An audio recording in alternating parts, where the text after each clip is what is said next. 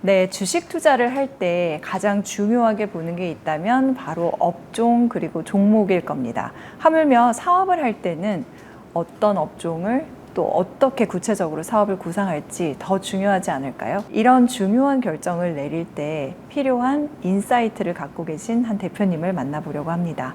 무브의 최민석 대표님 소개해드리겠습니다. 대표님 안녕하세요. 네, 안녕하십니까. 네, 제가 무브라는 설명은 일단 아껴뒀고요. 스타트업으로 많이 검색이 되던데 스타트업 대표님 치시고는 그렇게 어리시지는 않은 것 같아요. 맞습니다. 제 소개를 간단하게 네. 드리면 저는 많은 사람들이 부러워하는 삼성전자를 잘 다니다가 그만두고 또 많은 사람들이 반대했던 스타트업을 해서 지금 6년 차에 접어들었습니다. 그래서 아마 제가 삼성전자를 한 17년간 다녔기 때문에 조금 늦게 스타트업을 시작한 것 같습니다. 어떠세요? 늦게 뛰어드시니까? 장점과 단점이 다 있는 것 같은데요. 장점은 많은 경험을 해보고 실제 필요했던 분야들, 그동안 만든 네트워크 이런 부분들을 종합해서 활용할 수 있기 때문에 가장 좋은 것 같고요. 단점이라고 하면 이제 무브가 아니면 새로운 걸 찾기는 힘들 수 있겠다. 아, 왜냐면 좀 늦게 시작됐으니까. 그러다 보니 결과적으로 자연스럽게 이제 무브에 올인하게. 저희 모든 거를 쏟아붓는 또 그런 또 장점이 생기는 것 같습니다. 자연히 배수의 진이 쳐진 그런 네, 상황이네요. 근데 17년 동안 삼성전자에서 일하셨다라고 저도 알고 있어요.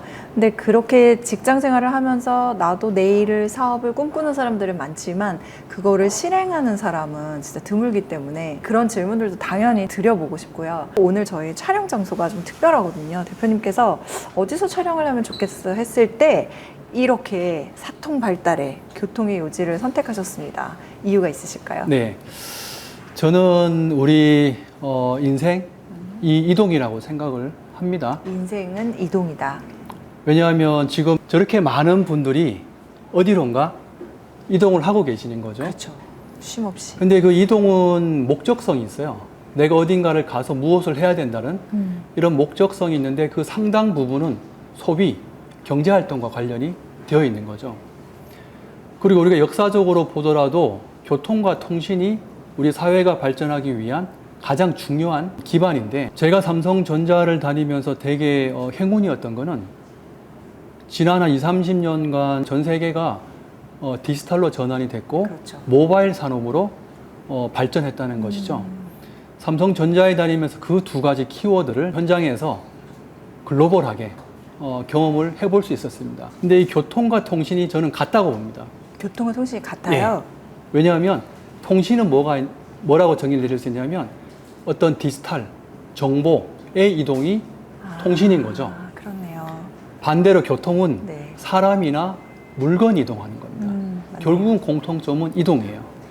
그 이동이 원활하게 되어야 개인이든 사회든 원하는 바를 달성을 하고 그렇죠. 사회가 발전하고 또 개인이 발전할 수 있는 이런 근간이라고 생각을 합니다.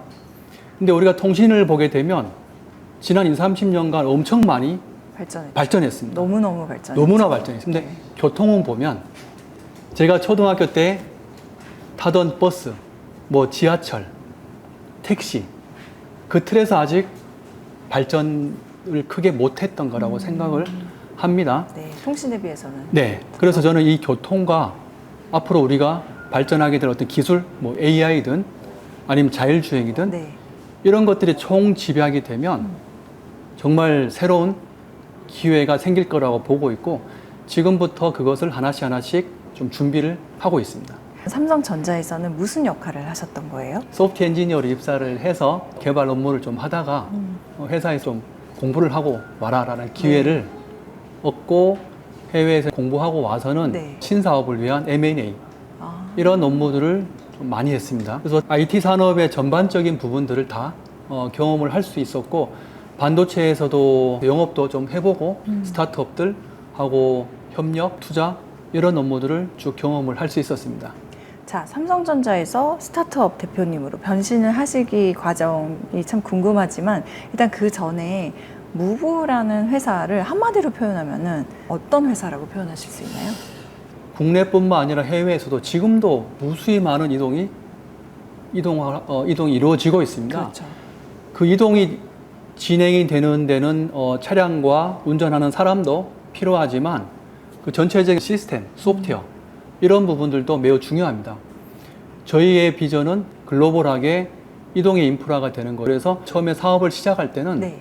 좋은 이동 서비스를 제공하기 위해서 Move as a VIP 해서 MOVV. 왜냐하면 VIP 분들 보시면 전 세계 어디 가든지 내가 원하는 장소로 원하는 시간에 맞춰가지고 심리스하게 이동을 할 수 있습니다. 심리스. 네. 요즘 유행하는 네. 언어죠. 그래서 누구든지 네. 그런 서비스가 절대적으로 필요한 것 같다라고 해서 저희는 사업을 시작을 했던 거고요.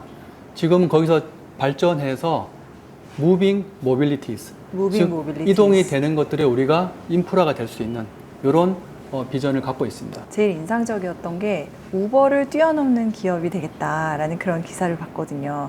그거는 여전히 유효하신 거예요? 네, 그런데 우버 또는 그랩 또는 뭐 카카오 이런 택시 호출 서비스는 시내에서 짧은 구간 또는 뭐 한두 명, 두세 명이 소그룹으로 이동하는 데 최적화되어 있습니다. 반면 저희는 3명 이상 좀 단체 그리고 중장거리 이동을 사전에 일정을 기반으로 예약해서 이동할 때 필요한 서비스입니다. 즉 정확히 말하면 경쟁이라기보다는 상호 보완적인 그런 서비스라고 생각을 하고요. 저희가 이제 우버를 뛰어넘겠다고 하는 거는 우버가 할 수 없는 부분을 저희가 새롭게 개척을 해서 네. 우버보다 더 혁신적인 기업이 되겠다는 목표를 갖고 있습니다. 우버가 할 수 없는 부분을 지금 준비하고 있는 것이 무엇이냐면 여행을 가신다거나 출장을 가신다거나 또는 회사에서 행사를 한다거나 네. 이런 이벤트들은 대부분 다 어떤 일정을 갖고 움직입니다. 그렇죠. 근데 그 일정이란 말의 의미는 특정 장소를 가는 것이고요. 그 장소를 갈 경우에 대부분 다 경제활동이 벌어집니다. 네. 예를 들어서 식당을 간다거나 쇼핑을 한다거나 그리고 일례로 요즘 외국인들이 한국에 매우 많이 옵니다. 이분들이 상당히 관심 있는 분야가 K-뷰티. 아, 그렇죠.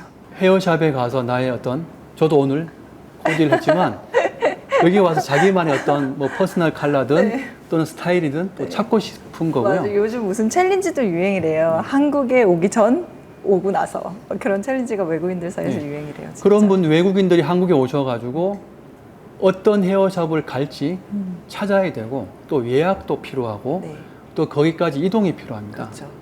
이런 목적성이 있는 행동들은 대부분 다 경제활동과 관련이 있고 그러기 위해서 이동이 반드시 수반이 되기 때문에 저는 모빌리티 커머스라는 분야, 모빌리티 커머스. 네. 즉 이동과 내가 하는 소비활동, 경제활동이 같이 접목이 될 거라고 생각을 합니다. 인터넷이 생기면서 이커머스라는 게 생겼습니다. 근데 모바일 산업이 되면서 M커머스, 모바일 커머스가 되게 또 커졌습니다. 그럼 다음은 뭘까? 저는 그 다음이 앞으로 자율주행이 언젠가는 될 거고 그 다음에 사람들이 이동을 하면서 내가 필요한 소비 활동 그런 부분들이 AI를 통해서 어떤 자동화되고 추천화되고 이런 부분들이 저는 이동을 통해서 다 결합이 되는 그런 새로운 시장이 펼쳐질 거라고 생각을 합니다. 그래서 저는 이커머스가 있었고 그 다음에 모바일 커머스 그 다음에 저는 모빌리티 커머스라는 네. 부분을 믿고 있고 그 부분을 저는 우버보다 더 잘하는 글로벌 기업으로 만들고 싶습니다. 네. 처음에 시작하신 것도 글로벌 서비스로 먼저 시작을 하셨다고 들었어요. 이 사업을 처음 하게 된 계기가 삼성전자를 다닐 때 해외 출장을 많이 갔었고요. 특히 이제 중국, 뭐 베트남, 뭐 인도네시아 이런 데 가게 되면 가장 큰 걱정이 공항에 내려서 바로 미팅 장소로 가야 되는데 낯선 지역에서 어떻게 이 장소까지 내가 제 시간에 찾아갈까? 그리고 미팅이 계속해서 이어지는데 네. 또 다음 장소까지 또 새로운 차를 호출해서 간다는 거에 대한 부담감 그 다음 이분이 내려준 곳이 정말 내가 가야 맞아요. 되는 곳이 가는 맞는지에 그렇죠. 대한 불안감 이런 것들이 항상 있었습니다. 네. 그리고 가족 여행을 가보더라도 단체 여행이 아니라 우리 가족들끼리 리조트에서 쉬다가 다음 날 맞춤형으로 하고 싶죠. 우리가 투어하고 싶은 지역들만 가고 싶은데 낯선 지역에 가서 운전하고자 하는 용기가 안 났습니다. 거기 가서 접촉 사고라도 나면 그 출장, 여행 모든 일정이 다 그쵸. 틀어지고요. 그래서 이동이 편하고 네. 안전해야 내가 꿈꿔왔던 여행, 내가 중요하게 생각하는 출장 이런 부분들이 다 원활하게 네. 이루어진다라는 것을 느낄 수 있었습니다. 특히 동남아시아 업체들은 렌트카 회사들이 네. 다 운전기사를 포함하고 있습니다. 그 이유가 뭐냐면 외국인들한테 차를 빌려줬다가 사고가 나면 손실이 더 큽니다. 반면에 인건비가 저렴하기 때문에 네. 기사가 다 포함되어 있습니다. 근데 이런 서비스를 이용을 하려면 글로벌리 이용할 수 있는 시스템, 플랫폼이 없다 보니 여행사를 통해서 물어보거나 보통은 그렇죠. 예, 현지의 누군가한테 지인들한테 그렇죠. 섭외죠. 부탁을 해야 됩니다. 이렇게. 예. 근데 실제 이용을 해보면 만족도가 매우 높습니다. 아. 안전하고 특히 비용도 그렇게 비싸지가 않습니다. 네. 근데 단지 이용하기 위한 과정이 너무 불편했던 거죠. 사실은 그것 때문에 저희가 패키지를 가는 것 같기도 해요. 뭐 그것만 해결되면 비행기 표 사서 그거 해결되면은 개인적으로 갈 수 맞습니다. 있는데 현지에서 이동이 자신 없으니까 패키지 맞습니다. 가서 투어 가이드를 같이 동행하고 다니는 거 아닐까요? 맞습니다. 그런 이제 말씀하신 여행 산업을 보더라도 패키지의 정의는 뭐냐면 항공, 숙소, 호텔, 그렇죠. 이동 이 한꺼번에 묶여 있는 겁니다. 세 가지. 근데 요즘은 보면 항공은 다 워낙 잘 돼 있어서 네, 쉽게 살수 개인이 있죠. 요금도 비교하고 내가 가고 싶은 날짜에 내가 이용하고 싶은 항공사 등 다양하게 선택할 수 있습니다. 그렇죠. 호텔도 마찬가지입니다. 네. 호텔도 워낙에 잘 돼 있잖아요. 근데 이제 마지막 남은 게 이제 이동인데 그렇죠. 그거는 힘들 것 같아요. 이동은 내가 어떤 리조트에서 그냥 다음날 잠깐 시내에 왔다 갔다 한다. 네. 그러면 그랩이나 우버나 택시를 타면 됩니다. 네. 근데 멀리 간다. 음. 내가 또 아침에 체크아웃 일찍 하고 차에다 짐을 싣고 투어를 가고 싶은데 가고 쇼핑도 하고 마지막에 공항에 내리고 싶다. 그러면은 택시로는 할 수 없는 영역들인 거죠. 그렇죠. 번번이 부를 수도 없고. 네, 맞습니다. 그래서 짐을 계속 그렇죠. 갖고 다녀야 다녀야 됩니다. 돼. 예. 아. 그러다 보니까 이제 아예 렌트카인데 기사까지 포함되어 있고 내가 원하는 시간 동안 가고 싶은 장소에 이용을 할 수 있으면 가장 좋은 서비스가 되는 거고요. 한국 기업들이 지금 해외에 많이 진출해 있는데 대부분의 네. 그 공장들이 공항이든 시내에서 한두 시간 멀리 떨어져 있습니다. 그럼 출장자들은 내려가서 바로 업무를 봐야 편하게 봐야 되고 때는 개발이 필요한 분들은 짐도 많습니다. 이런 짐을 갖고 공장까지 간다는 게 택시를 불러가는 게 매우 힘듭니다. 반대로 또 거기 공장에서 시내까지 오거나 공항까지 가기 위한 부분들은 더더욱이 힘듭니다. 왜냐하면 시골에는 그런 택시나 차량들이 많이 있지 않습니다. 없죠. 더더욱이 이제 요금이 문제인데 네. 우리나라도 서울 택시에게 대전을 가자고 하면요. 요금을 따로 흥정을 해야 되는 경우들이 많습니다. 왜냐하면 권역을 벗어나서 거기서 손님을 다시 태울 수가 없는 그렇겠죠. 이런 문제들이 있다 보니까 한두 시간 외곽으로 가야 되는 경우에는 대부분 다 요금을 흥정을 해야 됩니다. 근데 출장자들이 해외에 가서 현지에서 그렇죠. 흥정을 해서 이동하기 너무 힘듭니다. 아. 밤늦게 공항에 도착한다라고 생각을 해보면 위험합니다. 위험하죠. 네. 네. 실제 뭐 온라인 그런 에 보면 밤에 도착했을 때 진짜 뭐 어떤 좀 안 좋은 위험한 그런 사례들도 종종 있습니다. 그러면 무브를 이용하면은 무브가 계약을 맺고 있는 파트너사들을 통해서 그게 안전성이 보장되고 편리성이 보장되는 이동이 가능한 거예요? 저희가 가장 중요하게 생각하는 게 뭐냐면 B2B입니다.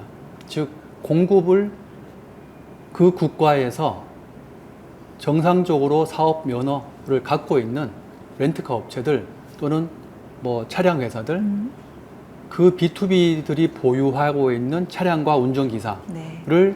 우리 시스템에 연결을 해서 고객들한테 서비스를 제공을 하고 있는 것입니다. 즉, 이 운전기사는 우리 B2B 파트너들이 다 알고 있는 신원이 보장되어 있는 이런 운전기사 분들이신 겁니다. 네. 와, 그러면 역으로 이렇게도 여쭤볼 수 있네요. 삼성전자를 다니지 않으셨으면은 이 무브라는 사업이 태동이 안 됐을 수도 있는 거예요. 예, 전 당연히 그렇다고 봅니다. 왜냐하면 경험에 입각해서 결핍을 맞습니다. 느껴서 하시게 된 거니까. 경험도 그렇고 저희 실질적인 필요성도 느낄 수 있었고 두 번째는 나도 창업을 해봐야지라고 계속 마음속에 품고 있었던 계기가 뭐였냐면 삼성전자는 정말 글로벌한 회사이기 때문에 정말 글로벌한 혁신적인 기업가들하고 교류할 수 있는 시간들이 많았습니다. 네. 그분들하고 같이 협업을 하고 일을 진행을 하면서 나도 언젠가는 이분들처럼 내가 생각하는 기업을. 그런 기업을 한번 시작해 봐야겠다 라는 그런 어떤 꿈을 갖고 시작했었던 게 삼성전자였기 때문에 저는 가능했다라고 봅니다. 산실이네요. 어떤 네, 맞습니다. 삼성전자가. 그러니까 대표님의 말씀을 종합해 보자면 기존에 있었던 택시 호출 서비스들과는 조금 다르고 무브는 그거보다는 장거리를 가면서 또 해외 파트너들하고의 연계를 통한 어떤 플랫폼의 역할을 수행하고 있는 그런 거네요. 네, 저희는 이제 실제 모빌리티, 이동, 앞서 말씀드렸듯이 이동이 우리 모든 사회의 근간, 가장 중요한 인프라인데 이 이동에 대해서 사업을 할 수 있는 영역들을 보게 되면 대중교통은 공공의 영역입니다. 네. 나머지 민간에서 할 수 있는 사업은 택시, 뭐 버스, 그 다음에 해외에 있는 뭐 공항 이동 업체들, 뭐 행사하는 이런 모빌리티 업체들 되게 많이 있는데 그것도 본질적으로 나눠보면 내가 실시간으로 지금 바로 이용하는 이런 모빌리티 서비스가 있으면 반대로 내가 미리 사전에 예약을 해서 네. 이용을 하는 이런 모빌리티가 있습니다. 우버나 그랩이나 카카오 이런 서비스들은 다 실시간성입니다. 내가 지금 필요한 어떤 가고 싶은 장소를 호출을 날리면 그걸 누군가가 잡으면 바로 네. 매칭이 되어서 네. 이용하고 끝나는 겁니다. 네. 근데 사전에 예약하는 이런 서비스들은 우리 파트너가 예약을 받고 배차라는 걸 따로 해줘야 되고요. 그 다음에 손님들한테 어떤 차량이 배차됐는지 정보도 안내가 필요하고 그렇죠.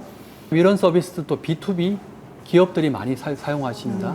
그럼 정산도 내가 실제 바로바로 요금을 카드로 결제하는 게 아니라 사후에 정산을 해야 되는 이런 새로운 시스템이 필요한 겁니다. 네. 저희는 바로 이런 새로운 시스템을 구축을 해서 글로벌하게 지금 사업을 하고 있습니다. 예약을 하고 내가 계속 내 마음대로 이용할 수 있고 기사가 수반이 되는 그런 서비스라고 하면 제일 걱정되는 게 가격이거든요. 비싼가요? 첫 느낌은 비싸다고 할 수 있죠. 저희가 예를 들면은 동남아시아, 베트남 같으면 한 10시간 정도의 차량하고 기사를 쓰면 한 12만 원 정도예요. 10시간에 12만 원.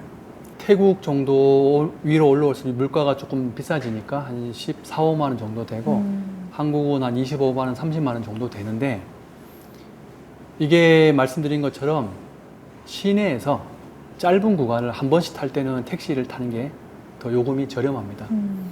근데 반대로 택시를 타고 멀리 가면 요금이 더 비싼 구조인 거고요. 그 다음에 이게 저희가 한 명, 두 명 타는 게 아니기 때문에 큰 차량들, 뭐 15인승 이런 차량들은 또 사람들을 많이 태울 수 있기 때문에 네. 인당으로 비교를 해보면 그렇게 비싼 요금은 아니라고 할 수 있고 또 최근에 저희가 확대하고 있는 서비스가 통근버스, 또 셔틀버스 이런 시장도 매우 큽니다. 우리나라 제조 기반이 다 이 수도권 외곽에 있다 보니까 회사에서는 통근버스를 많이 제공을 합니다. 이 시스템도 저희가 디지털로 전환을 하고 있는 과정인 거고 해외도 보면 베트남뿐만 아니라 뭐 인도네시아, 말레이시아 제조 공장들이 매우 많습니다. 네. 그래서 시작은 운전기사가 포함되어 있는 개인용 B2C 서비스 시작을 했고 지금은 점점 더 B2B로 확장을 하고 있기 때문에 비교 대상이 조금 다르다. B2C에서 B2B로 확장 중이시라고 말씀을 하셨는데 제가 최근에 이제 우부 인터뷰를 준비하면서 봤던 게 그 허츠 글로벌 렌트카 회사 허츠의 밑에 이렇게 무브의 로고가 작게 들어가 있는 걸 봤어요. 그거야말로 B2B일 것 같은데. 저희가 이제 이런 소프트웨어 솔루션만 판매하는 이 SaaS라고 하죠. 소프트웨어 저 서비스 사업도 작년부터 시작을 했고 그게 가능했던 이유가 무엇이냐면 저희가 주력을 하는 이 사전에 예약하는 모빌리티 서비스 뭐 국내로 쉽게 설명드리면 렌트카 회사, 전세버스 회사, 일본 같으면 하이어 서비스라고 돼 있고요. 베트남이나 동남아시아 가면 공항 이동만 전문으로 한 회사들도 많고 수많은 사전 예약의 교통 서비스가 있습니다. 이 시장을 보게 되면 디지털 전환이 이루어지지 않은 분야입니다. 그렇겠네요. 근데 이 서비스의 본질은 차량만 있는 게 아니라 운전할 사람도 있어야 되는 거고, 그 다음에 일정, 그 다음에 정산도 선불인지 후불인지 네. 이런 다양한 케이스를 저희는 실제 현장에서 글로벌 사업을 해보면서 전체 시스템, 즉 사용자가 이용하는 시스템과 이 차량 공급사가 이용하는 시스템, 그 다음에 운전기사가 쓰는 어플, 이용자가 사용할 수 있는 어플리케이션, 이 전체를 저희가 다 개발을 하였습니다. 이렇게 개발을 하고 나니 이런 전체 솔루션이 저희 무브만 필요한 게 아니라 외부에서 더 많은 니즈가 있다는 것을 알게 됐습니다. 근데 너무 궁금한 게 허츠 같은 글로벌 회사가 그런 게 없었어요? 허츠가 미국 글로벌 회사인데 뭐 애플, 테슬라 이런 글로벌 기업들을 다 B2B 고객으로 확보하고 있습니다. 근데 이분들이 아시아에 출장을 오면 셀프 드라이브, 즉 운전을 못하게 하는 국가들이 많습니다. 왜냐하면 낯선 지역에서 특히 아시아에 와서 그렇죠. 언어도 안 되고 교통 법규도 모르고 출장 와서 괜히 사고 나면 더 큰 손실이 있기 때문에, 그래서 허츠를 통해서 허츠에 있는 아시아 전역에 있는 로컬 파트너들하고 해서 기사가 포함되어 있는 차량 서비스를 제공을 하고 있습니다. 근데 이 시스템은 기존에 있던 차량만 제공하는 것들 비해서 매우 복잡합니다.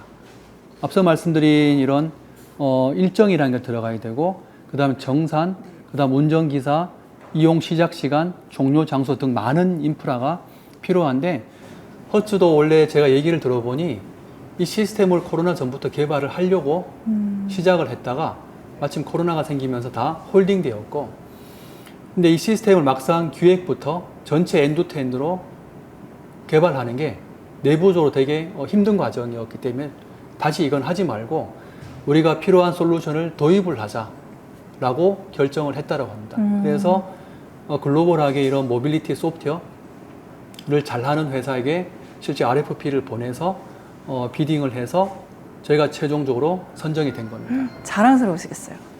그렇죠. 왜냐하면 저희가 이 시스템에 대해서 확신을 갖고 개발 기간을 3년 이상 진행을 했고요. 그거에 대한 어떻게 보면 첫 열매? 글로벌 성공, 네. 기반이 됐고, 저희가 갖고 있는 비전이 맞았다. 그리고 이게 이제 글로벌 기업들과의 레퍼런스가 있기 때문에 저희가 지금 뭐 일본, 베트남, 대만, 즉 동남아시아에서 좀 본격적으로 영업 활동을 하고 있는데, 그 과정에서도 매우 좋은 평가를 받고 있습니다. 그래서 저희가 이제 제가 원래 6년 차의 과정인 거고, 어떻게 보면 가장 보람 있고 즐거운 또 기간이었습니다. 그럼 지금 말씀하신 그 부분은 처음에 사업을 설계할 때는 생각지 못했던 분야인가요? 네, 맞습니다.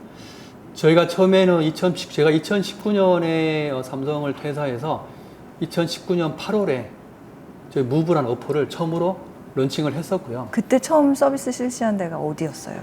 그때가 이제 베트남, 대만, 필리핀, 태국 이렇게 4개국이었는데, 그 이유가 뭐였냐면 한국 사람들이 많이 찾는 지역이었고, 대중교통이 불편한 국가였고, 현지에서 이런 다양한 이런 예약 기반의 이동 서비스가 있는 지역들이었습니다. 그때는 사용자만 생각을 하고 사용자가 쓸 수 있는 시스템만 갖고 이제 개발을 했는데, 막상 사업을 해보니 이 앞단에 사용자의 어떤 시스템만 갖고는 전체를 자동화하고 효율할 수가 없었습니다. 왜냐하면 이 백단에 있는 공급사들, 이분들은 여전히 우리가 이메일로 예약을 주고받아야 되고, 견적도 엑셀로 해야 되고, 배차 정보 이런 등등을 메신저로 주고받고, 즉 반쪽짜리였던 거죠. 그래서 저희가 이제 코로나 시간 동안 계속해서 이 ERP, 우리 공급사를 위한 전체 이 시스템을 개발하자라고 해서 거의 3년의 시간을 거쳐서 전체를 이제 개발할 수 있었던 거고요. 그 결과물인 첫 번째 글로벌 허츠가 있었고, 그 다음에 지금 각 국가에서 저희가 이제 파트너들하고 다양하게 사업을 지금 하고 있습니다. 코로나가 기회였네요. 그렇죠. 위기이자 기회였죠. 그동안 뭔가 내실을 다지고 새로운 영역에 대한 준비를 할 수 있었으니까. 맞습니다. 그리고 또 한편으로는 이제 대표님께서 어쨌든 소프트웨어 엔지니어 공대 출신이신 거죠. 네. 그러니까 그런 또 앱을 개발해서 ERP까지 연결시키는 그런 게 가능하시지 않았을까라고 생각이 들어요. 맞습니다. 저희도 개발팀이 한 10명 이상 되는 팀들을 운영하고 있는데 뭐 어떻게 보면 스타트업 하시려는 분들한테 또 이 얘기는 꼭 좀 하고 싶은데 저는 스타트업의 창업자가 네. 되려면 대형 오케스트라의 지휘자가 되거나 그 다음에 모든 역량을 다 갖추고 있어야 된다고 생각을 합니다. 지금 생각하시는 어떤 스타트업 창업 분야가 있다면 그 분야의 전문가가 되셔야 됩니다. 그래야 내가 혼자 하지 않고 팀을 꾸렸을 때 이 팀들에게 가이드를 줄 수 있고 이 팀들이 제대로 된 방향으로 가고 있는지를 매일매일 소통하고 제대로 된 방향으로 이끌 수가 있기 때문입니다. 그 분야의 전문가가 되어야 돼요? 아니면 그 분야의 전문가이시기 때문에 할 수 있는 거예요? 뭐가 맞을까요?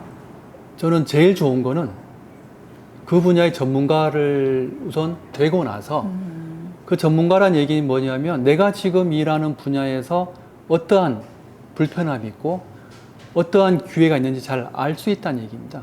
그 아이템을 갖고 저는 창업하기를 강력히 추천합니다. 그냥 내가 해보지 않은 분야에서 그냥 막연하게 이런 게 있으면 좋겠다 라는 창업은 저는 말리고 싶습니다.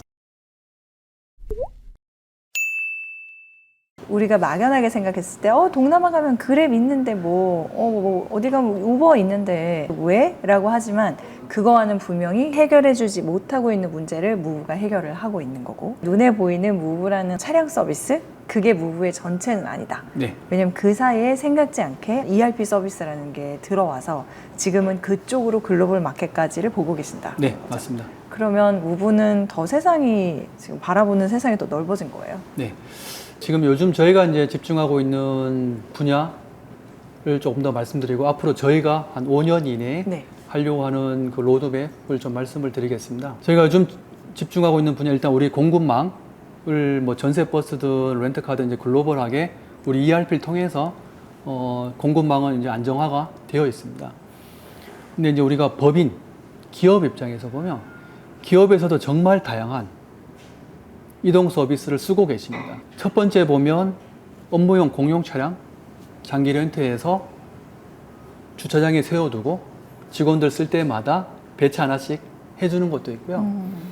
그 다음 고위 임원들 같으면 파견기사를 받아서 임원들한테 필요할 때 운전을 시키는데 뭐 그 부분은 사실 관리에 대한 부담, 비용에 대한 부담도 있는 것이 사실이고요. 대리운전도 있고 어떤 해외 출장 가시거나 회사에서 행사 있거나 네. 또는 고객들 오시면 기존에 무브가 했던 이런 기사가 포함되어 있는 차량도 쓰십니다.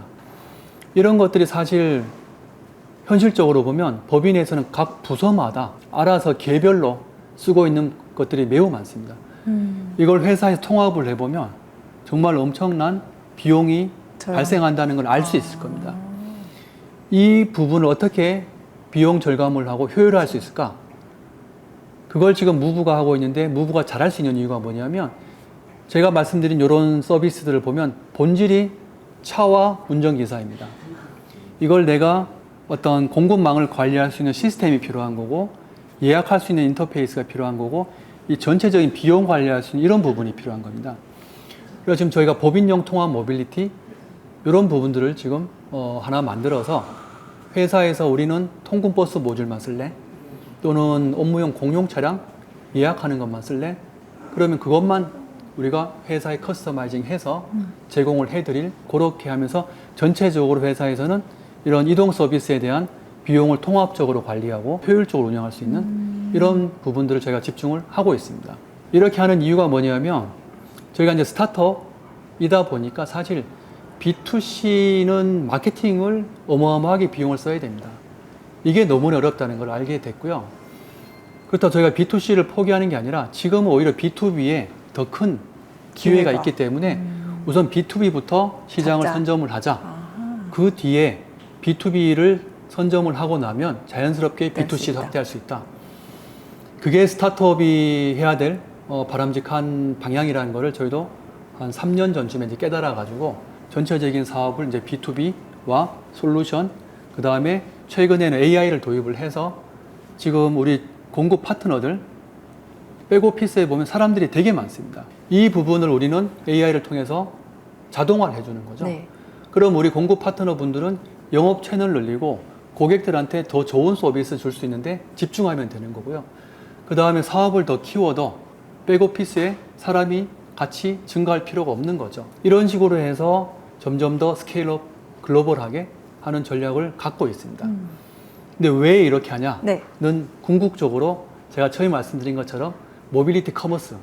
저는 우리가 AI가 진짜 이렇게 될 거라고 아마 한 2, 3년 전만 해도 생각하지 못했을 거예요. AI가 그동안 많은 시도가 있었습니다. 말은 되게 많았는데 실제 사람들이 느낄 만한 혁신은 없었던 거죠. 최근에 한 2, 3년 정도의 어떤 기술적인 혁신이 생기면서 네.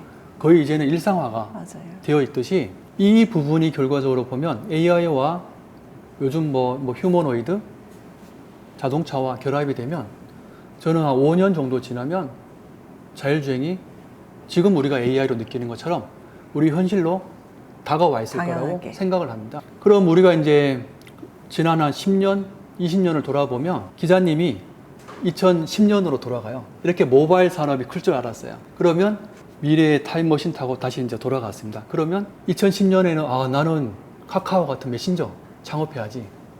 또는 커머스를 해야지. 또는 너튜브와 같은 이런 영상 서비스를 해야지. 그런 걸 하겠죠. 왜냐하면 그때는 새로운 인프라가 생기면서 무수히 많은 기회가 생기는 시기였습니다. 네. 근데 우리가 5년 뒤를 보면 어떤 기회가 있을까? AI와 자동차, 제가 말씀드린 대로 교통은 매우 중요하지만 지금까지 변한 게 거의 없습니다. 그럼 이대로 앞으로 20, 30년간 갈 건 아니라고 생각합니다. 그럼 그 분야에 분명히 기회가 있을 거라고 생각을 하고 그 분야에서 어떤 기회가 있을까? 그럼 그걸 하나씩 지금 차근차근 준비하고 있는 과정입니다. 와, 그러면은 저는 오히려 이렇게 여쭤보려고 그랬거든요. 아까 운전기사가 있는 서비스가 우브의 B2C의 중요한 부분이기 때문에 자율주행이 돼버리면은 그럼 어떻게 되는 건가요? 라고 여쭤보려고 했어요. 자율주행이 돼서 완전 무인차, 그러니까 운전자가 필요 없는 상황이 되면은 그러면 비즈니스 모델이 바뀌게 되나요? 라고 여쭤보려고 그랬는데 오히려 저희한테는 더 좋은 기회인 게 지금 실제 사람이 운전하는 이 서비스가 그냥 컴퓨터가 운전하는 거죠. 네. 전체적인 구성에서 차이는 거의 없습니다. 우리 인프라 그대로 도입이 될 수 있는 거고 대신 우리 파트너 또 저희도 마찬가지인 게 사실 비용 지금 구조에서 인건비가 차지하는 비중이 좀 높습니다. 근데 그 부분이 효율화가 될 거고요. 그 다음에 사람이 아마 운전을 하다 보니까 여러 많은 규제의 또 대상이 됩니다. 네. 그 부분들도 많이 해소가 될 거고 단지 새로운 어떤 자율주행이나 차량이 들어왔을 때 그 차가 투입이 되지만 전체적인 사람들이 이용하는 서비스 프로세스, 서비스 플로우들은 별반 달라지지 않을 겁니다. 저희가 하고 있는 거에서 단지 사람이 운전하는 게 컴퓨터가 운전한다. 그 차이뿐인 거고 그 혜택은 저희와 고객이 같이 누리는 거기 때문에 오히려 지금 이렇게 전체적인 서비스 구성을 해놔야 그런 기회가 왔을 때 그 시장을 선점할 수 있으리라고 봅니다. 5년, 10년을 후를 생각하시면 가슴이 뛰시겠어요. 네, 지금 저는 매일매일 행복한 시기이고요. 왜냐하면 제가 생각하고 있는 바대로 살아갈 수 있다는 게 너무 행복한 시기이기도 하고 반면에 반면에 항상 이제 이게 중요한 것 스타트업은 같다. 직장을 다닐 때는 사표를 항상 갖고 다닌다고 그러잖아요. 네. 사직서를 갖고 다니지만 스타트업을 해보니 이런 희망도 있지만 또 반대의 불안 이게 항상 공존하고 그게 항상 저의 마음속에 있는 것 같습니다. 근데 최소한 만약에 지금 삼성전자에 계속 다니고 계셨다면은 5년 후, 10년 후를 상상하셨을 때 아마 정년 뒤에는 뭘 하지? 회사를 그만둔 뒤에는 뭘 하지? 은퇴 후엔 뭘 하지? 이런 생각을 하셨으니까 완전 고민의 차원과 생각의 차원이 달랐을 거잖아요. 맞습니다. 사실 저는 일하는 게 제일 재밌었고 지금도 그렇고 그 일이라는 게 내가 남이 시켜서 한다고 하면 힘든 과정이지만 내가 생각하는 거를 고민해서 만들어 보고 이걸 실제 고객에게 제공을 해서 고객들의 반응을 보고 이게 고객들이 반응이 좋아서 점점 더 성장하고 네. 확대가 되고 저는 이게 가장 큰 재미있는 놀이라고 생각을 하고 있고요. 또한 가장 큰 의미 있는 일이 아닐까라고 생각하는 게 뭔가 점점 더 사업이 확장된다는 얘기는 새로운 일자리를 만든다는 얘기이고 또 누군가에게는 또 제가 생각하는 이런 꿈을 같이 공유할 수 있는 그런 파트너가 있는 것이기 때문에 처음에는 부모님, 가족, 지인들 다 반대를 했었는데 지금은 많은 분들이 응원도 해주시고 앞으로도 많은 어려움이 있겠지만 본인이 오랫동안 고민을 하고 그 분야를 잘 알고 그 분야에 도전을 해서 그걸 만들어가는 분들이 많았으면 하는 개인적인 바람이 있습니다. 그래야 우리나라 경제가 앞으로 더 활력이 있을 것 같고 그래야 우리 국민들도 다 같이 에너지 넘치는 일상을 살아가고 그런 사회가 될 거라고 생각합니다. 무브가 글로벌이 되면은 그야말로 국익에도 이바지하는 거잖아요. 그렇죠. 제가 삼성전자 다닐 때 그때 이런 말이 있었습니다. 해외 나가서 그 나라 사람들한테 물어봤을 때 대한민국은 몰라도 삼성은 다 안다. 저는 그게 기업의 역할인 것 같고 저 또한 뭐 아직은 작은 출발이지만 오히려 국내에서보다 해외에서 더 많이 무브라는 시스템을 써서 네. 해외에 있는 파트너들, 공급 우버처럼. 파트너들이 돈도 잘 벌고 백단의 효율화도 돼서 업무 효율도 잘 되고 그 다음 고객들도 기존에는 뭐 현지에 있는 로컬 사람들만 내가 고객으로 받았다라고 하면 이제는 글로벌 고객들도 누구나 다 만날 수 있는 그래서 무브가 아니었으면 뭐 베트남에 있는 뭐 차량 회사들도 이렇게까지 성장할 수 없었다 라는 얘기를 듣는 게 한 5년 내에 이뤄졌으면 하는 바람입니다. 그렇네요. 무브가 있기 때문에 다른 파트너, 뭐 베트남이든 타이완이든 일본이든 다른 파트너들도 성장할 수 있겠네요. 더. 네. 제가 이제 이렇게 사업을 꾸민 이유가 제가 삼성에서 소프트 엔지니어 할 때 그때 제가 오픈 소스 활동을 되게 많이 했습니다. 오픈 소스를 많은 분들이 아시겠지만 내가 만든 코드를 공개를 해서 딴 사람이 또 새로운 기능을 추가하고 서로 보완해 나가는. 근데 한 20년 전만 해도 오픈 소스를 기업에서 한다라고 하면 기술 유출이라고 할 수 있습니다. 근데 오픈 소스가 아니었으면요. 지금 AI 이렇게 발전할 수 없었다라고 보고 있고 그 다음에 클라우드 많은 지금 중요한 인프라가 다 오픈 소스에서 개발한 프로그램을 기반으로 돌아가고 있습니다. 오픈 소스의 힘은 뭐냐면 공유의 힘입니다. 공유와 네트워크의 힘입니다.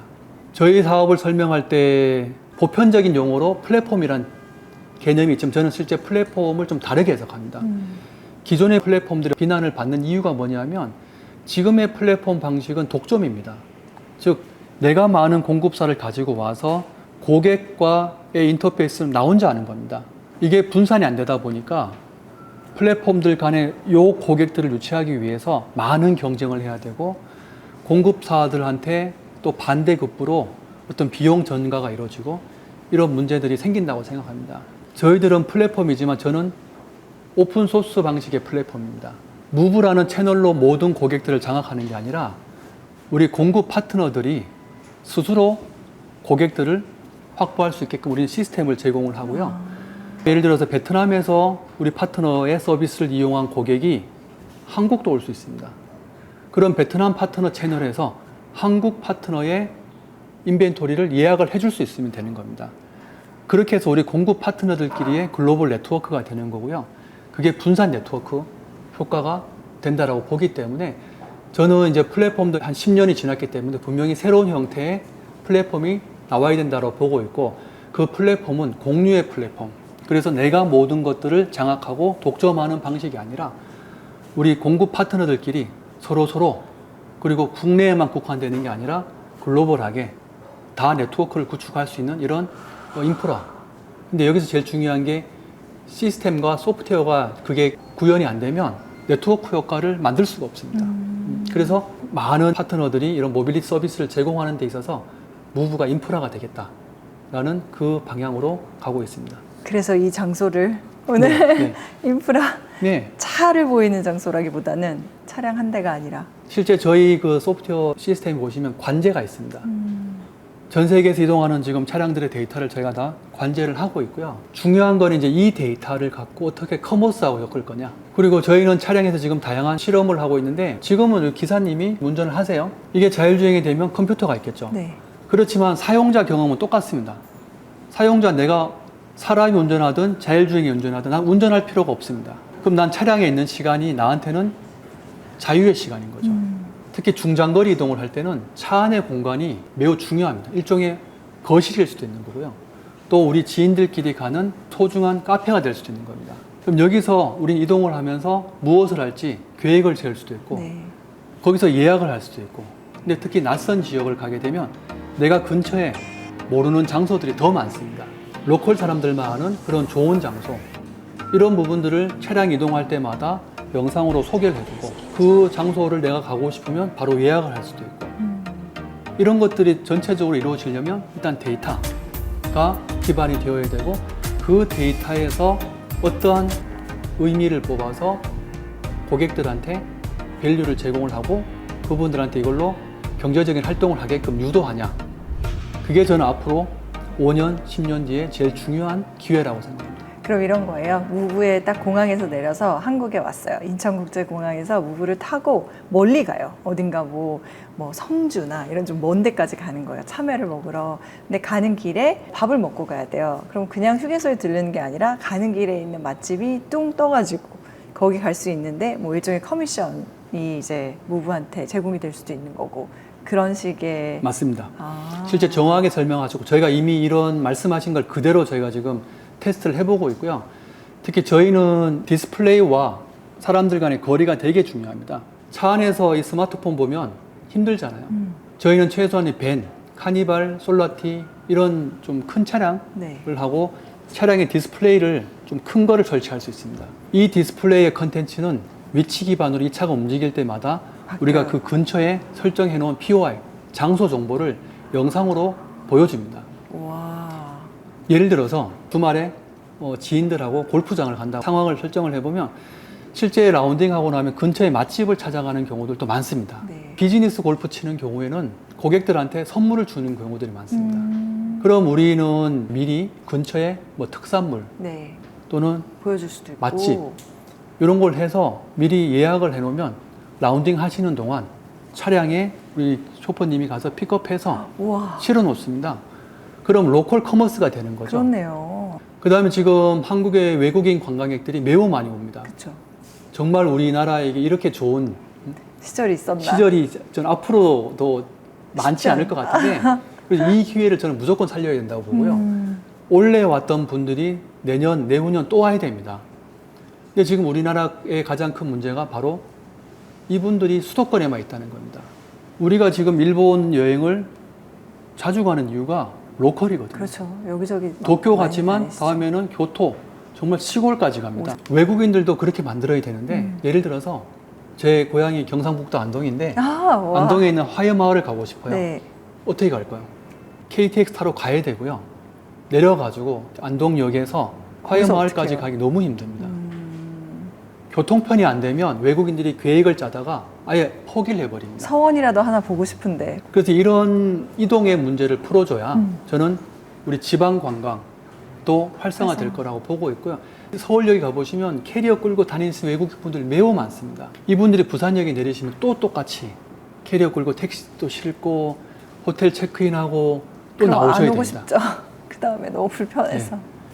특히 이제 가족 여행 오시는 분들, 그 다음에 좀 프리미엄 여행하시는 분들, 경제적으로 소비가 충분히 여력이 있는 분들을 관광으로 잡아야 되는데 이분들이 어디를 가든지 내가 가고 싶은 곳 편안하고 안전하게 가고 거기서 또 내가 가고 싶은 장소에서 마음껏 소비 활동을 할 수 있게끔 이런 인프라를 개선하는 게 저는 우리나라가 앞으로 이 관광을 통해서 내수도 좀 활성화시키고 또 이 K-팝, K-푸드 정말 이런 글로벌한 시대에서 한국이 정말 최대 수요지가 되기 위해서는 단순하게 1,500만 명, 2,000만 명이 온 게 중요한 게 아니라 이분들이 내년에는 지방을 갈 수 있는 이런 어떤 통계치도 이번엔 중요하고 서울을 왔지만 다음엔 안동을 갈 수 있는. 네.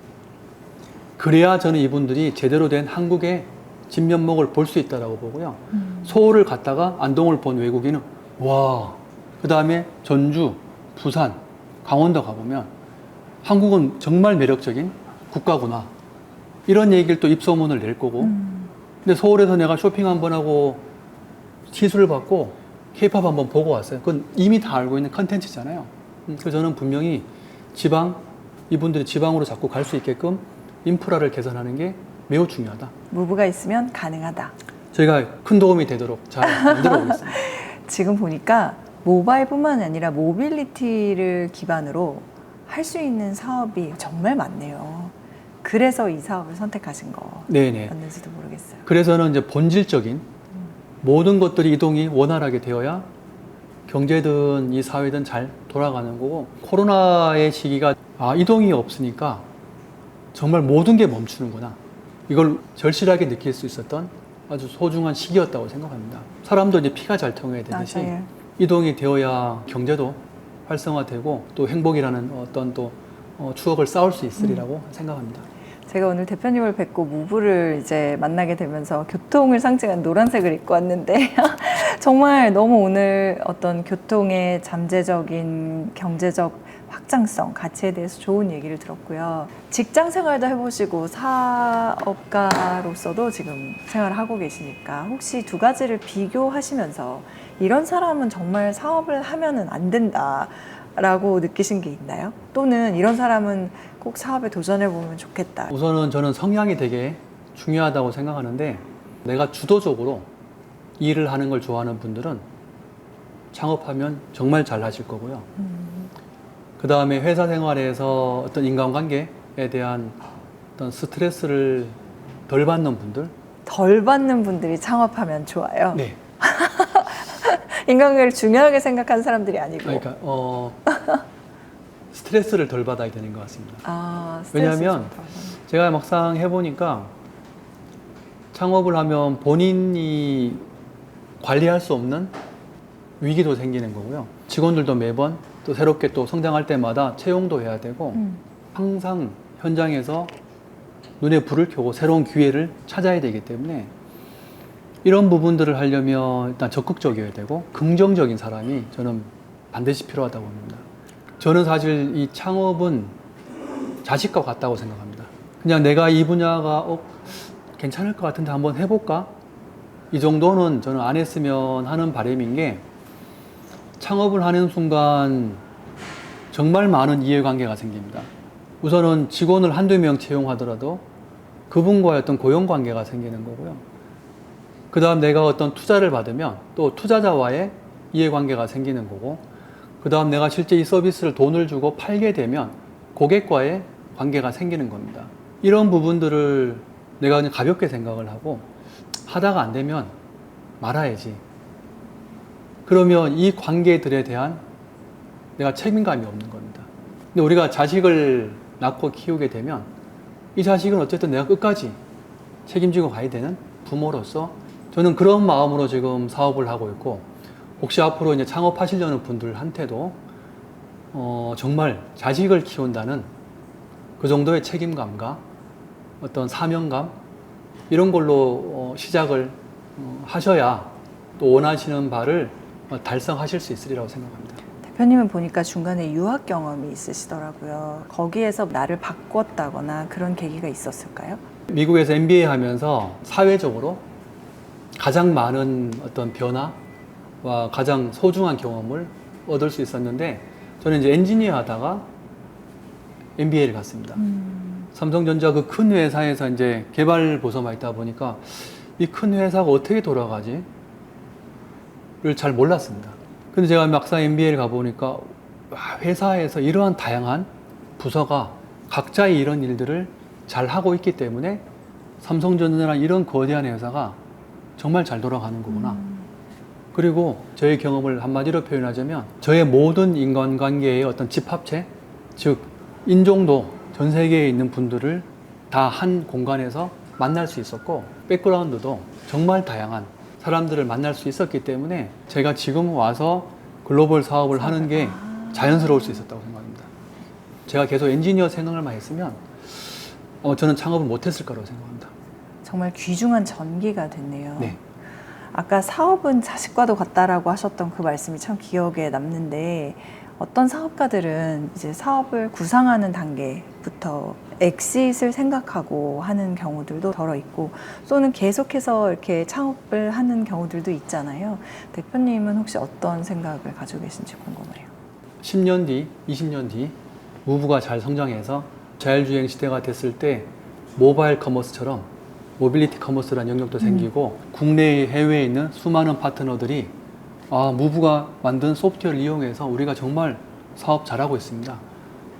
이렇게 될 때까지 저는 계속해서 사업을 하고 싶고요. 제가 직장 생활하고 지금 창업할 때 또 가장 크게 느끼는 것 중에 하나가 네. 뭐냐면 돈 벌기 진짜 어렵구나. 돈 벌기 정말. 삼성전자에서 그 몇백 조의 돈을 버는 거는 뭐 회사에서 직원 급여를 주니까 땡큐 뭐 내일 하면 되지라고 생각했는데 막상 사업을 해보니까 손님들이 무료로 한번 테스트 해보실래요? 이거 하고 이제는 100원을 내셔야 돼요. 완전 다른 얘기죠. 완전 냉정한 게 달라지는 모습. 한 달에 100만 원 벌고 1000만 원 벌고 1억 벌고 10억 벌고 와 정말 어려운 일이구나. 근데 그 과정에서 또 수많은 시행착오도 있고 또 대외적인 어떤 불확실성도 있고 그러다 보니까 어느 정도 상태가 됐을 때 그냥 엑시트를 하려는 마음도 충분히 이해는 저는 합니다.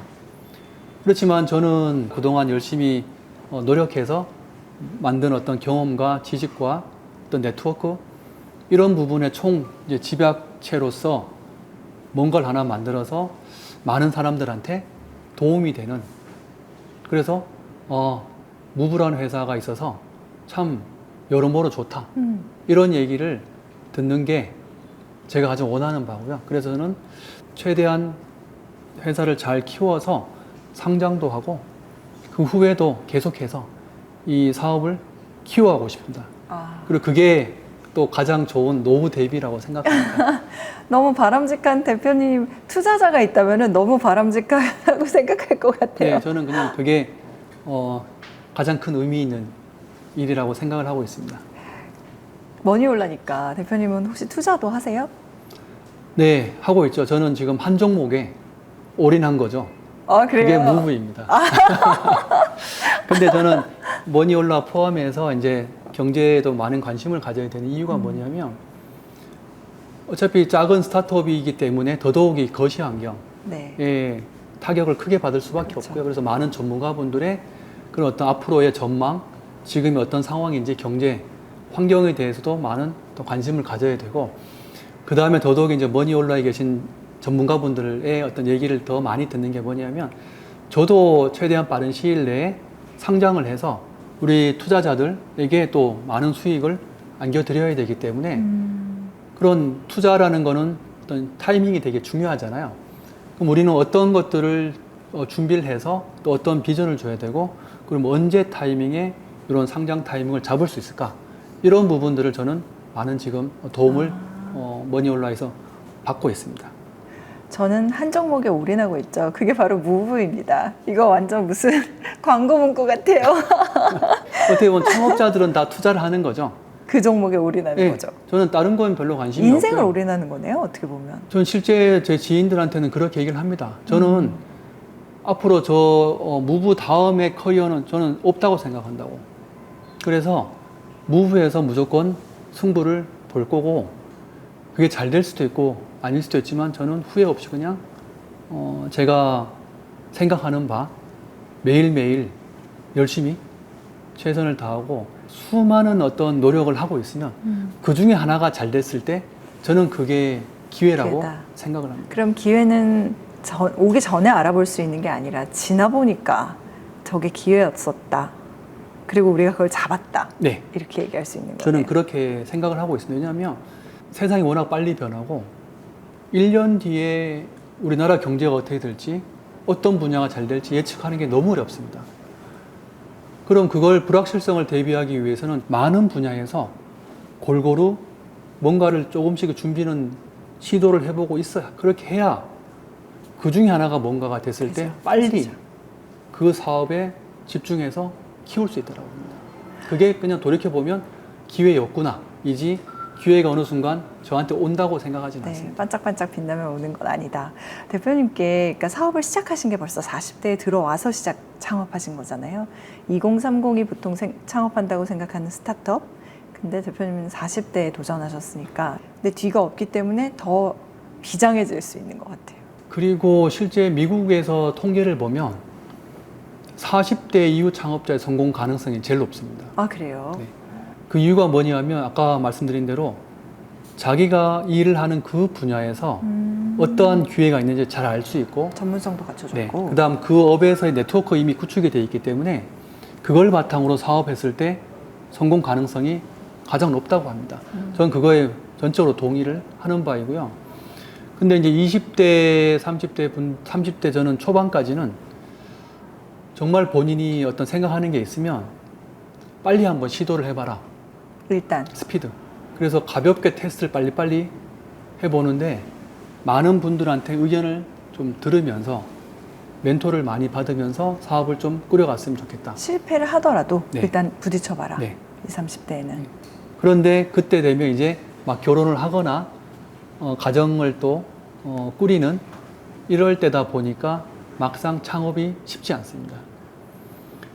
그래서 저는 우리나라가 어떻게 보면 정책적으로 젊은 창업도 중요하지만 오히려 뭐 회사 생활했던 분들한테도 그런 좀 창업적인 지원이 된다고 하면 되게 좋은 인프라가 될 것 같고, 저 역시 이제 우리나라가 정말 창업 제도는 정말 세계 최고라고 생각을 합니다. 각 시기별로 지원 제도가 너무나 잘 되어 있기 때문에 어쩌면 저희도 코로나 시기를 버틸 수 있었던 것도 정부에서 제공하는 다양한 어떤 R&D 프로그램들이 있었기 때문에 가능한 상황이고요. 그래서 우리가 30대 중후반, 40대 초반까지는 저는 신중하게 한 분야를 정말 깊게 분석을 해서 창업한다면 정말 좋은 기회가 될 거라고 생각하고요. 근데 오히려 40 중반이나 50대는 저는 이제 창업을 좀 비추 드리는 이유가 뭐냐면, 네. 그냥 그 정도 되면 회사에서 이미 좀 높은 위치에 있고 현장에서 내가 막 실무를 하는 나이는 아닙니다. 그 다음에 막 현장에 가서 내가 누군가한테 부탁하고 영업을 하고 이런 경험도 이제는 좀 과거의 경험이다 보니까, 근데 막상 창업을 하면 그런 것들을 본인들이 다 해야 되거든요. 실제 사업자가 내는 것도 세무서 가서 직접 해야 돼요, 처음에는. 그 다음에 고객 만나 가서 영업하는 것도 당연히 직접 해야 되고요. 제품 테스트하고 세팅하는 거 다 해야 됩니다, 초반에는. 네. 그게 쌓이면서 회사가 커지는 거지, 처음부터 그거를 본인이 안 하면 아무것도 안 됩니다. 그런 일들을 하기 위해서는 저는 오히려 그래도 30대 후반, 40대 초반까지가 가장 좋지 않을까라고 생각합니다. 40대 후반, 50대는 창업에 신중할 필요가 있다라는. 네. 또 근데 오히려 그분들은 저는 어느 정도 성장 궤도에 접어든 그 회사에서 좀 새로운 멤버로 합류하시는 게 네. 오히려 더 시너지가 나는. 저도 지금 요즘 우리 대기업에서 일하셨다가 이제 퇴직하신 분들 고문님으로 서서히 좀 모시고 있는데, 왜냐하면 영업이 정말 어렵습니다. 특히 B2B. 대기업에서 오랫동안 근무하셨던 분들은 네트워크가 많습니다. 이분들이 필요한 어떤 네트워크를 잘 연결을 해주고 또 필요한 부분들 조언을 해주고, 저는 그런 어떤 선순환의 문화도 고령화 시대를 봤을 때 되게 좋은 정책적으로 구조가 될 것 같습니다. 영화 인턴이 갑자기 생각나네요. 나이 드신 분들 많이 가질 수 있는 그런 어떤 통찰과 경륜. 마무리 질문이 될 것 같은데, 대표님은 좀 가치관이 남다르시다는 느낌을 받아서 행복에 대한 대표님의 고견을 한번 들어보고 싶습니다. 저는 이제 저 자신을 믿습니다. 근데 저 자신이라는 사람을 보게 되면 뭔가 한 가지에 몰입하는 걸 되게 좋아합니다. 그래서 이 창업하고도 잘 어울릴 수가 있고요. 그 몰입하는 그 과정, 내가 뭔가를 항상 생각을 할 수 있고, 그리고 제가 옛날에 좀 수학을 좋아했는데 문제를 푸는 거잖아요. 이 창업을 해보니까 끊임없는 문제를 풀어가는 과정인 거고, 그 문제를 잘 풀면 회사가 성공하는 거고요. 그 문제를 못 풀면 회사는 어려워지는 건데, 그런 부분들이 저하고 잘 맞는 것 같고, 그리고 저는 그 과정에서 행복이라는 게 결국은 일상인 것 같아요. 제가 생각한 대로 살아가고, 때로는 어려움도 있지만 또 때로는 보람을 느끼는 경우도 많고, 그리고 행복은 멀리 있는 게 아니다. 그래서 저는 제가 생각하는 바대로 살아가면서 제가 기여할 수 있는 부분들이 생기고 그 과정에서 만족을 느끼고 그게 행복이라고 생각합니다. 오늘 대표님을 모시고 어떤 모빌리티 커머스의 현재 또 미래의 가능성부터 시작해서 어떤 행복이라는 주제까지 또 사업가의 자질에 대한 부분까지도 다양한 부분에 대한 이야기를 나눠봤는데요. 대표님 말씀을 들으면서 저도 왠지 제 회사는 아니지만 가슴이 뛰었습니다. 말씀하신 대로 그 큰 그림 그리신 것처럼 우리나라뿐만이 아니라 글로벌하게 기여할 수 있는 그런 좋은 기업이 됐으면 좋겠고 꼭 그렇게 될 수 있게 대표님께서 이끌어 주셨으면 좋겠어요. 네. 이렇게 해주실 거죠? 아유, 감사합니다. 저희 반드시 제가 머니올라에 꼭 출연하고 싶었는데 이렇게 초대해 주셔서 감사드리고요. 저희가 영광입니다. 그리고 또 이 영상이 또 저에게는 하나의 어떤 또 기록으로 남을 거고 또 회사 생활을 하면서 회사를 만들어가면서 힘들 때 한 번씩 다시 또 돌아보면서 내가 이런 얘기 했구나. 기운 내자. 다시 만들어가자. 약속인데. 네, 약속으로. 네, 꼭 약속을 지키도록 하겠습니다. 네, 그래서 바로, 네. 저희가 상장할 즈음 기회가 된다면 다시 한 번 더 나와서 그때는 이제 무부 투자를 홍보를 해서 네. 우리 그 구독자분들한테 그렇죠. 큰 수익을 드릴 수 있는 그런 기회가 됐으면 하는 또 작은 희망이 생겼습니다. 아, 너무 중요합니다. 진짜로 저희도 오히려 그런 대표님의 이 시절을 함께 할 수 있어 좋았고 무엇보다 힘이 되는 영상을 드리는 게 또 머니올라 비욘드 비즈의 목적인데 그렇게 받아들여 주셨다니까 정말 감사해요. 꼭 저희 다시 봬요. 네, 정말 꼭 뵙도록 감사합니다. 하겠습니다. 네, 굿럭입니다, 대표님. 화이팅. 감사합니다. 감사합니다.